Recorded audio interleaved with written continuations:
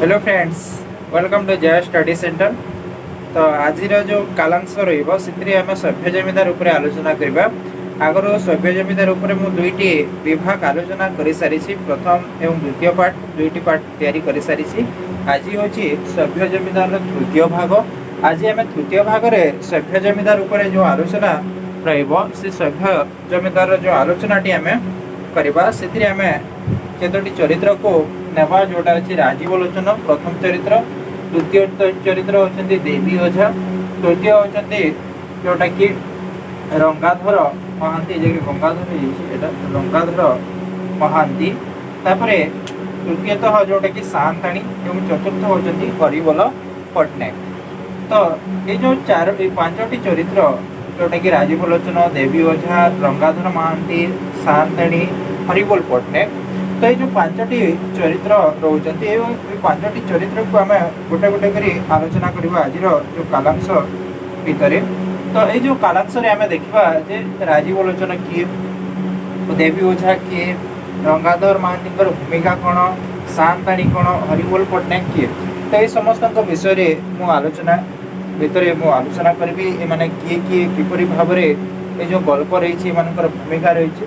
ता सहित जो गल्पांशर केते गुडे कठिन शब्दावली रही है लिखिदी जोटा कि तुखद मुखद, जोटा कि तीक्ष्ण भाषा, कोठीर जोटा कि व्यवसायी पेंठस्थली जहाँ कहुए, दंडवत जहाँ नमस्कार बोली कहुए, दो भाषी जे दुईटी भाषा कथबार्ता कर जाने, खा बेल जोटा कि ठकिबा, जोटा गंगा लाभ जोटा कि मृत्यु, तापर खोज तलाश जोटा कि खोजा खोजी, खपा बेले विरक्त होगा, पांडिया जोटा अच्छी हिसाबकारी, गुमास्ता बेले किराणी, सेठ बेले हूँ प्रधान, तालुक बेले हूँ अंचल, सरीखी बेले हूँ पाखापाखी एवं ईद मित जोटा कि ठीक ठिकाना न।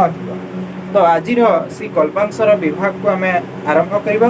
सी जो गल्प रही केतोटी जो गद्य रही आम पढ़ा।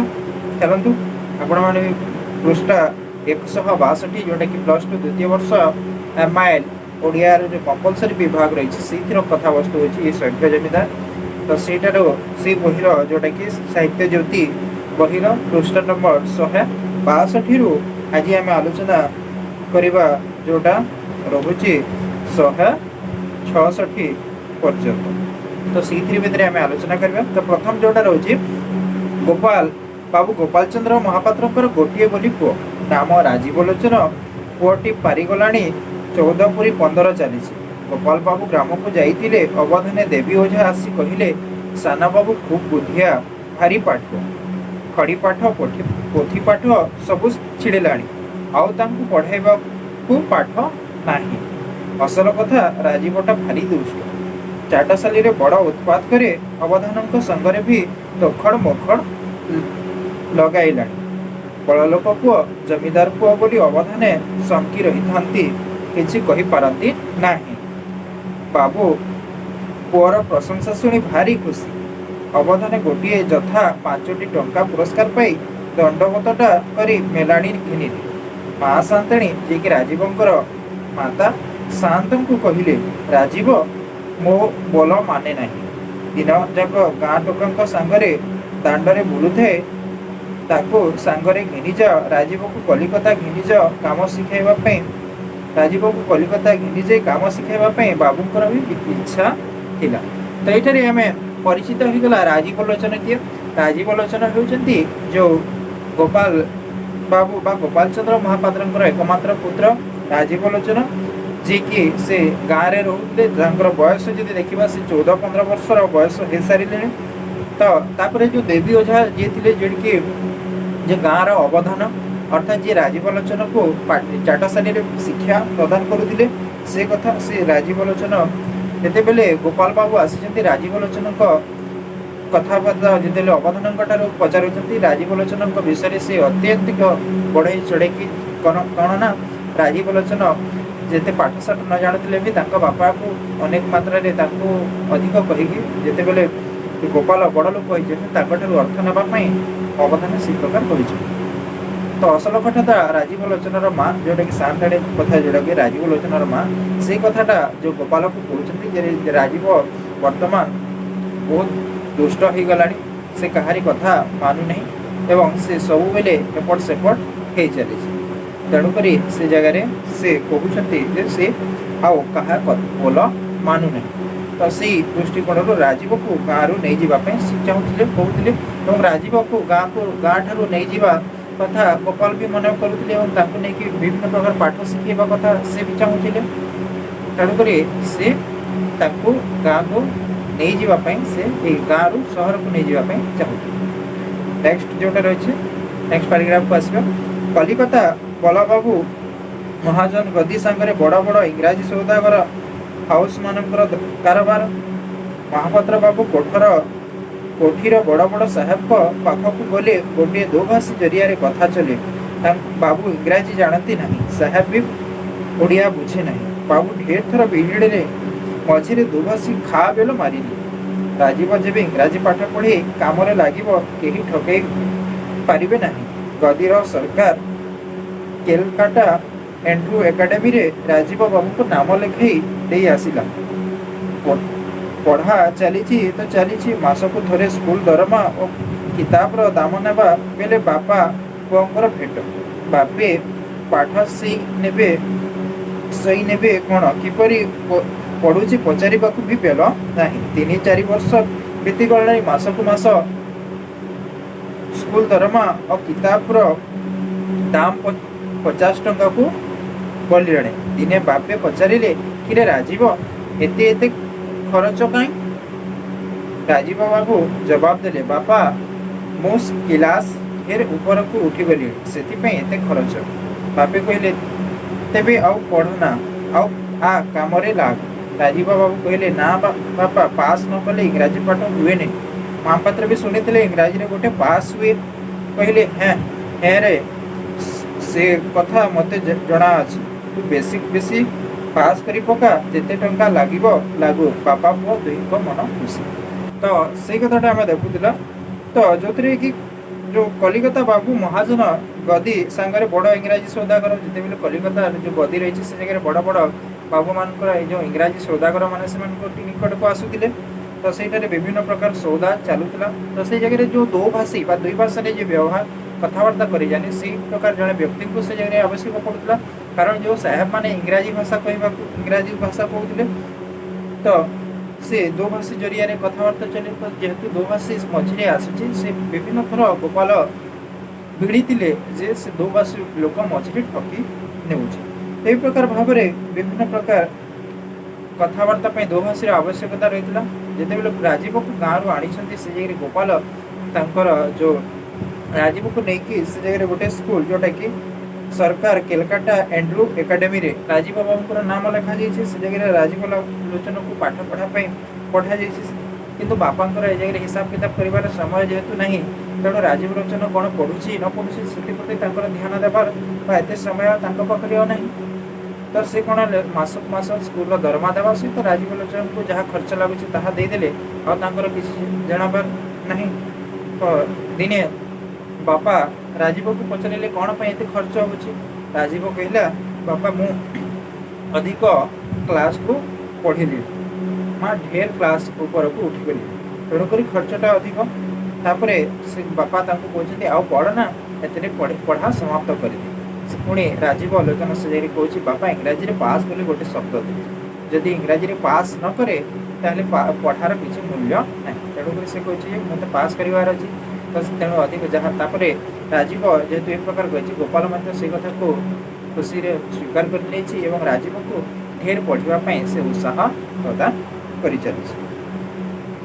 4-5 वर्ष मध्य बाबू को इंग्राजी पढ़ा केते दूर है से कथा जना नहीं मात्र ढेर ढेर सभा समिति उपस्थिति थिएटर और सुस्थान कुस्थान भ्रमण विषय बाबू पक्का हो गले स्वदेशर उन्नति साधन निमंते केते जन बंधु मिली एका बेलके जोड़िए सेमिति स्थापन कले मंगलवार दिन कुसंस्कार विमर्दिनी शनिवार नारी स्वाधीनता विमर्दिनी सभार अधिवेशन हुए दुई सभार संपादक निजे बाबू सभार समस्त व्यय बहन करवा तो संपादक पक्ष उचित यहीटा है कलिकतार नियम सभार ढेर ढेर वक्तृता हुए संपादक ढेर थर वक्तृता कले वक्तृतार जो दिन बेसी ହାତ ତାଲି ପଡ଼େ ସେଦିନ ହୋଟେଲ ବାଲାର ବ୍ୟୟ ବେଶ ଆୟ। ତ এই ଜାଗାରେ ଅନୁମାନ କରୁଥିବେ ସେ କଲିକତାରେ ଯେଉଁ ପରମ୍ପରା ରହିଥିଲା ଯେ ଯିଏ ସଭା ସମିତି ଯେଉଁଠି ନା ହେଉଛି ସେ ସଭା ସମିତିର ଯିଏ ସମ୍ପାଦକ ଥିବ ତାର ସଭା ସମିତିର ସବୁ ଖର୍ଚ୍ଚ ବହନ କରିବ। ଏ ଜାଗାରେ ରାଜୀବ ଲୋଚନ କଥା ଯେଉଁ 4-5 ବର୍ଷ ପାଠ ପଢ଼ା ସାରିଲାଣି ତାପରେ ସେ ବିଭିନ୍ନ ବ୍ୟକ୍ତିମାନଙ୍କ ସହିତ ମେଲାମିଶା କରିଛି ଯେଉଁଠି ସବୁ ଅଞ୍ଚଳକୁ ପରିଭ୍ରମଣ କରୁଛି। ତାପରେ ସେ କୁସଂସ୍କାର ବିମର୍ଦିନୀ ସଭା ମଙ୍ଗଳବାର ଦିନ ଏବଂ ଶନିବାର ଦିନ ସଭା ନାରୀ ସ୍ୱାଧୀନତା ବିବର୍ଦ୍ଧିନୀ ସଭା ଅଧିବେଶନ କରିଚାଲିଛି। ଏ ପ୍ରକାର ଦୁଇଟି ସଭାର ସେ ନିଜେ ସମ୍ପାଦକ ମଧ୍ୟ ହେଇଛି ଏବଂ ପାଠପଢ଼ା ତ ଯାହା ଗଲା ଏ ପ୍ରକାର ବିଭିନ୍ନ ସଭା ସମିତି ସେ ଆୟୋଜନ କରି ନିଜେ ବକ୍ତୃତା ଦେବାକୁ ଆରମ୍ଭ କରିଦେଇଛି। ତ ସେଇ ଅନୁସାରେ ତାର ଜୀବନ ଅତିବାହିତ କରୁଛି। କ'ଣ ହେଲା ନା ଆକସ୍ମିକ ଗୋଟିଏ ସନ୍ନିପାତ ବେମାରୀ ଆସିଲା ଦିନ 3ଟା ଭିତରେ ସଜ୍ଞାନରେ ବାବୁ ଗୋପାଳ ମହାପାତ୍ରଙ୍କ ଗଙ୍ଗାଲାଭ। ପିତାର ମୃତ୍ୟୁରେ ଡକା ପକାଇ କାନ୍ଦିବା ଗୋଟିଏ କୁସଂସ୍କାର। ଶୋକ ପ୍ରକାଶ ଲାଗି ସଭାରେ 3 ଦିନ ବକ୍ତୃତା ହୋଇଗଲାଣି। ବାବୁ ଖଣ୍ଡିଏ କଲାକନା ହାତରେ ବାନ୍ଧିଲେ ଚିର ହେଲା ବ୍ରାହ୍ମଣ ଡାକି ଶ୍ରାଦ୍ଧ କରିବାଟା କୁସଂସ୍କାର। କେବଳ ସଭାଗୃହରେ ଭୋଜି ଆଉ ଦରିଦ୍ରମାନଙ୍କୁ ଅର୍ଥ ବିତରଣ ଡାକ୍ତରମାନଙ୍କୁ ଚାନ୍ଦା ଦିଆଯିବ। ମାତ୍ର ମହାଜନ ବଲବାବୁଙ୍କ ଡରରେ ଏ ସମସ୍ତ ପ୍ରସ୍ତାବ କାର୍ଯ୍ୟରେ ପରିଣତ ହୋଇପାରିଲା ନାହିଁ। ତାପରେ କ'ଣ ହେଇଛି ନା ହଠାତ୍ ଦିନେ ଗୋପାଳ ଚନ୍ଦ୍ର ମହାରାଜ ବା ଗୋପାଳ ଚନ୍ଦ୍ର ମହାପାତ୍ରଙ୍କର ମୃତ୍ୟୁ ହୋଇଯାଇଛି। ତ ସେ ସନ୍ନିପାତ ରୋଗରେ ଆକ୍ରାନ୍ତ ହୋଇଛନ୍ତି ଏବଂ ହଠାତ୍ ସେ ଜାଗାରେ ତାଙ୍କର ମୃତ୍ୟୁ ଘଟିଯାଇଛି। ପିତାଙ୍କର ଗଙ୍ଗାଲାଭ ଯେଉଁଟାକି କୁହାଯାଇଛି ଗଙ୍ଗାଲାଭ ଯେଉଁଟାକି ମୁଁ ଲେଖିଦେଇଥିଲି ମୃତ୍ୟୁ ବୋଲି। ତ ପିତାଙ୍କର ମୃତ୍ୟୁର ଡକା ପକାଇବା କାନ୍ଦିବା କୁସଂସ୍କାର ସେମିତି ବିଭିନ୍ନ କୁସଂସ୍କାର କଥା ସେ କହୁଛନ୍ତି। ଏ ଜାଗାରେ କିପରି ତାଙ୍କୁ ଭର୍ସନା କରାଯାଇଛି କିପରି ଏ ଜାଗାରେ ବ୍ୟଙ୍ଗୋକ୍ତି ପ୍ରକାଶ କରିଛନ୍ତି ଲେଖକ ତାର କଥା ଏ ଜାଗାରେ ଆମେ ଦେଖିବାକୁ ପାଇଛୁ ଯେ ପିତାଙ୍କର ଶ୍ରାଦ୍ଧ କ୍ରିୟା କରିବା ପିତାଙ୍କର ମୃତ୍ୟୁରେ ଦୁଃଖୀ ହେବା ପିତାଙ୍କ ମୃତ୍ୟୁରେ କାନ୍ଦିବା ଗୋଟେ କୁସଂସ୍କାର ବୋଲି ଏ ଜାଗାରେ କୁହାଯାଉଛି। 3 ଦିନ ସଭା ସମିତିରେ ତାଙ୍କର ଶୋକ ପାଇଁ ବିଭିନ୍ନ ସଭା ଆୟୋଜନ କରାଗଲା। ସେ ଜାଗାରେ ବକ୍ତୃତା ପ୍ରଦାନ କରାଯାଇଛି କିନ୍ତୁ ବାବୁ କଦାଚିତ କେବେ ହେଲେ ନିଜ ପିତାଙ୍କର ଶ୍ରାଦ୍ଧ କ୍ରିୟା କରାଯାଇନି। ବ୍ରାହ୍ମଣ ଡକାଯିବା ମନା କରାଗଲା। କେବଳ ସଭା ସମିତିରେ ବିଭିନ୍ନ ପ୍ରକାର ଖୁସିର ଆୟୋଜନ କରିବା ହିଁ କେବଳ ଉଚିତ ଏବଂ ଡାକ୍ତରମାନଙ୍କୁ ବିଭିନ୍ନ ପ୍ରକାର ଅର୍ଥ ଦାନ କରିବା ହିଁ ଏହା ଉଚିତ ବୋଲି ସେ କହୁଥିଲା। କିନ୍ତୁ ତାହା ବାବୁ ମହାଜନ ବଲ ବାବୁଙ୍କ ଡରରେ ସେସବୁ କାର୍ଯ୍ୟରେ ପରିଣତ ହୋଇପାରିଲା ନାହିଁ। ମହାଜନ ବଲ ବାବୁ ପିଲାଟିକୁ ଯତ୍ନର ପାଖରେ ରଖିଲେ। ଇଚ୍ଛା ପିତୃ କାର୍ଯ୍ୟରେ ଉତ୍ତରାଧିକାରୀ ହେଉ। ମାତ୍ର ସେ ଇଂରାଜୀ ପାଠ ପଢ଼ିଛି ସତ ବେପାର ବଣିଜ କାମ କିଛି ଶିଖି ନାହିଁ। ଆଶା କାମରେ ବାପଠାରୁ ବଲି ପଡ଼ିବ। ଗୋପାଳ ଯେ ଅକ୍ଷର ଜାଣିନଥିଲା ଢେର ବର୍ଷ ଯାଏ ସ୍କୁଲ ପାଠ ପଢ଼ିଛି। ମହାଜନ ପାଖରେ ବସାଇ କାମ ଶିଖାଇବାକୁ ଲାଗିଲେ ଏବଂ ଶିଖାଇବା ପାଇଁ କର୍ମଚାରୀମାନଙ୍କୁ ଉପଦେଶ ଦେଲେ। ଏଣେ ରାଜୀବ ବାବୁର ଗଦିରେ ବସିବାକୁ ମନ ନାହିଁ। ମହାଜନେ ଧରାଧରି କରି ବସାଇଲେ। କାମରେ ମନ ନାହିଁ।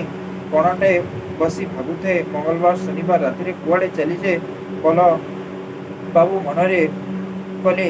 ହାତରେ ପାଇଟି ପଡ଼ିଲେ ବା ବାଟକୁ ଆସିଲେ ଯେ କାମ ଦେଲେ ଲାଭ ଥାଉ ମୂଳରୁ ତ୍ରୁଟି କରି ବସେ। ତ ଏ ଜାଗାରେ ଯେଉଁ ରାଜୀବ ଲୋଚନର ଭଲ ଚିନ୍ତା କରୁଛନ୍ତି ଏ ଜାଗାରେ ଦେଖନ୍ତୁ ସଭ୍ୟ ଜମିଦାର କାହିଁକି କୁହାଯାଉଛି ତାର ଆଉ ଗୋଟେ ଦୃଷ୍ଟାନ୍ତ ଏ ଜାଗାରେ ଯେ ଗୋପାଳ ଚନ୍ଦ୍ର ଗୋପାଳ ମରିସାରିଛି ଗୋପାଳଙ୍କ ମୃତ୍ୟୁ ହୋଇସାରିଛି। ତ ଏ ଜାଗାରେ ବାବୁ ବଳରାମ ବଲଙ୍କର ଆଉ କ'ଣ ଆବଶ୍ୟକତା ତାଙ୍କ ପୁଅକୁ ସେ କ'ଣ କରୁଛି କ'ଣ ନ କରୁଛି ତାର ଆବଶ୍ୟକତା କ'ଣ ରହିଛି ତାର ଭଲ ମନ୍ଦ ବୁଝିବାର ଆବଶ୍ୟକତା କ'ଣ ରହିଛି ନା ଏ ଜାଗାରେ ବାବୁ ସେ ସବୁ କଥାକୁ ବୁଝିଛନ୍ତି ଏବଂ ତାହାକୁ କିପରି ଉଚିତ କାର୍ଯ୍ୟରେ ଲଗାଇ ପାରିବେ କିପରି ତାଙ୍କୁ ଭଲ ବାଟରେ ଆଣିପାରିବେ। ତେଣୁକରି ଏ ଜାଗାରେ ବିଭିନ୍ନ ପ୍ରକାର ଗୋପାଳର ଉତ୍ତରାଧିକାରୀ ଉପରେ କିପରି ରାଜୀବ ଲୋଚନକୁ ରଖିପାରିବେ ସେହି ପ୍ରକାର ଚିନ୍ତା ଏ ଜାଗାରେ ସେ କରିଛନ୍ତି। କିନ୍ତୁ ତାହା ସଫଳ ହୋଇପାରୁନାହିଁ କାରଣ ରାଜୀବର ସେ ପ୍ରକାର କୌଣସି ମନୋବୃତ୍ତି ନାହିଁ। ବାବୁଙ୍କର ବି ଇଚ୍ଛା ଥିଲା ଯେ ଗୋପାଳ ଯେଉଁ ପ୍ରକାର କାର୍ଯ୍ୟ କରୁଥିଲା ତାଠାରୁ ଅଧିକ କାର୍ଯ୍ୟ ଏ ରାଜୀବ ଲୋଚନ କରିବ କିନ୍ତୁ ତାହା ସଫଳ ହୋଇପାରି ନାହିଁ। ଲାଗ ଲାଗ ଯୋଡ଼ାଏ ସଭାରେ ସମ୍ପାଦକ ଅନୁପସ୍ଥିତ ହେବାରୁ ସଭ୍ୟମାନେ ବଡ଼ ଖପା ହୋଇଗଲେଣି। ଅନୁପସ୍ଥିତିର କାରଣ ସନ୍ଧାନ କରି ଦିନେ ଜଣେ ସଭ୍ୟ ସ୍ୱାଧୀନତା ବିଷୟରେ ଭାରି ଗୋଟିଏ ବକ୍ତୃତା ଦେଲେ। ସେଥିରେ ମର୍ମ ଶିକ୍ଷିତ ଜମିଦାର ସନ୍ତାନ ପକ୍ଷରେ ପର ଅଧୀନରେ ଚାକିରି କରିବା ଉଚିତ ନୁହେଁ। ବକ୍ତୃତା ସଙ୍ଗେ ସଙ୍ଗେ ଗୋଟିଏ କବିତା ପାଠ କରିଥିଲେ।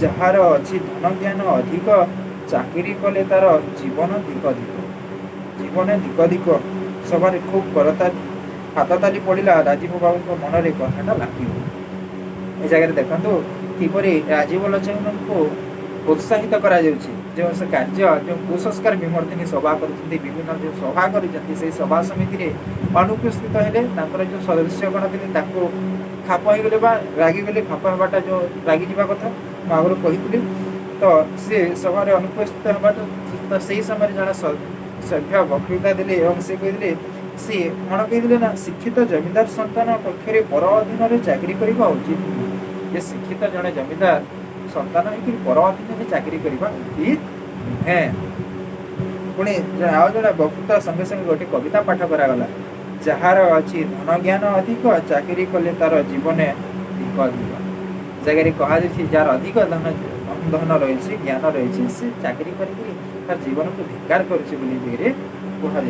तो से कथा को राजीव लोचन मन में लागिगला तो ही आर दिन जाक राजीव बाबूर ढेर खोज तलाश है भेट मिलना महाजन आगर भारी खपा होते केवल गोपाल को मन कर संज बेले भेट पाइबार कारबार जवाब देले राजीव बाबू तो ताहा लड़ुले इच्छा थिला अन्य जगार बसा कर सभा समिति चलेबे मात्र पारे नहीं महाजन बल बाबू धराधरी कर ग्राम को पठेले जगह आउ गोटे देखो सभ्य जमींदार कहीं कह राजीव लोचन को चाहिए कार्य विताड़ित करदे पारि किंतु राजीव लोचन भविष्य चिंता कहीं से ना से सभ्य जमींदार कह तो से सभ्य जमींदार कहबार माने तो राजीव लोचन तो आर दिन विभिन्न प्रकार खोजा तलाश चलला राजीव लोचन देखा नहीं संध्यारे आसी बाबू बल रागी कथबार्ता भी कही विभिन्न प्रकार तो राजीव लोचन इच्छा था से करेंगे से अलग होली चाहिए कि पार्ला नहीं